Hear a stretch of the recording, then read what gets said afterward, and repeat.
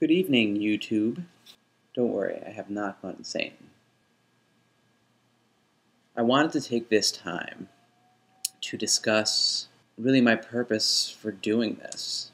I've justified it in a lot of ways. It will help me as a filmmaker. It allows me to try to compose somewhat nice shots like this. And hopefully it'll break me of my notorious and you know habit. But since I've been spending so much time with it, I felt like I really should seriously analyze why I should spend so much time doing it, because I do think I should. I've been doing a lot of philosophical research, literal and personal, I guess. I've come across this one fella. He's a head of some philosophy department school at some such, I don't know. He seemed pretty impressive, actually. But he's got a paper, a little short one, mind you. I'll include some links to some of his videos that I've seen. But I haven't been able to really watch the videos just because he's got a very heavy French accent. It's too hard for me to have to keep going back. Even though when I read his stuff, I have to go back and reread things several times. But it's something about, for me, I just prefer reading. So I did find a paper of his that he wrote, which discusses the need for philosophy in the modern world. He talks about the 4 impulses for philosophy naturally in humans, and concurrently what things are in the modern society that combat those instincts in us to philosophize. He calls them philosophical dimensions, and they are revolt, logic, universality, and risk. Now, revolt, he actually says a really good thing about revolt here. He says that philosophizing has a natural revolt element to it, because you wouldn't be thinking about a better way to do things if it didn't need to be done.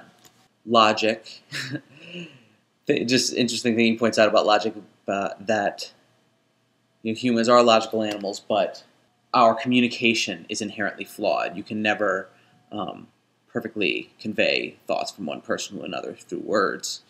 A lot of stuff factors go into it.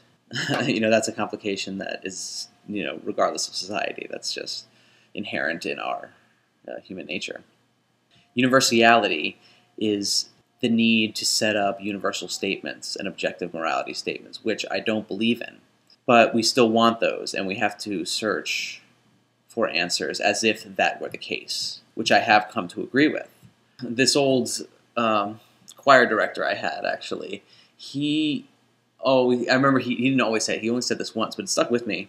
You will never attain perfection. You will never get to be perfect. But you have to try for that. If you think, I can only get 95%, I'll try for that. If you try to get 95%, you're only going to get 90.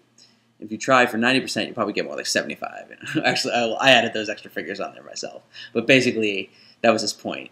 For me, when I have philosophical discussions, I'm not trying to discern an objective morality. I'm trying to discern the thing that makes the most sense to me. But once I feel like I have a solid grounding, that's how I will judge the goodness of actions. Since it is impossible, or at least very difficult, to come up with universal truths for all people, especially in our modern society that's all spread out, it's all over the world. The last dimension he talks about is risk, which I'm not really sure.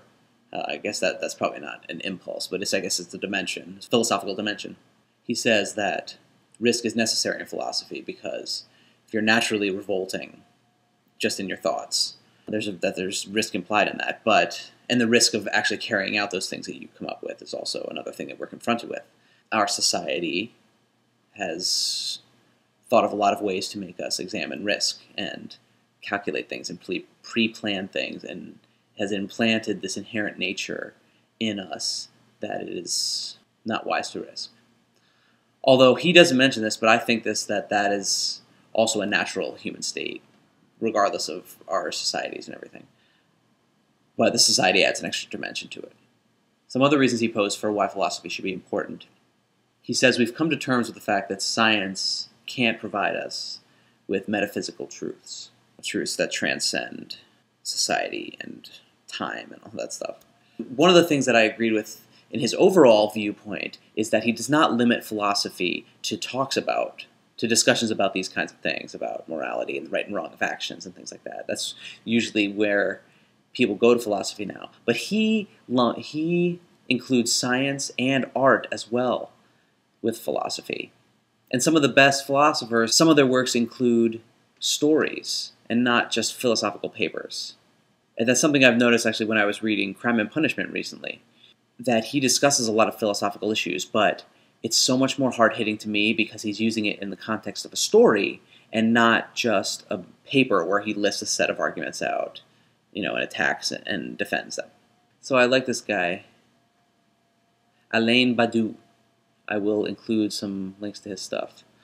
So it's important to me to have discussions because, unfortunately, I will not blindly accept the social contract that I've been born into, and I will not blindly accept any form of subjugation.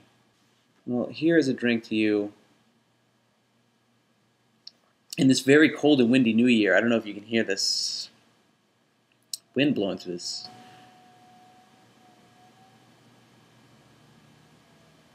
Sounds like the wail of sinners. There's a lot of sinners out there, let me tell you that. There's one right here, too. Anyway. Philosophy. This other point that he made was that we need to base philosophy on things, not words, which is something that that had occurred to me when I took my first philosophy class, or actually I think it was my only philosophy class. That was a long time ago. That we would discuss all these moral issues. I think that was the class too, contemporary moral issues. And we went back and learned about philosophers and read articles on these issues today. The things that keep cropping up are these like completely ludicrous examples driving the conclusion to the most extreme event. You know what? There just are not eternal truths. I guess the question I might have for some Christians is, if there are eternal truths, is God telling them to you? Do they exist outside of Him and He communicates them to us?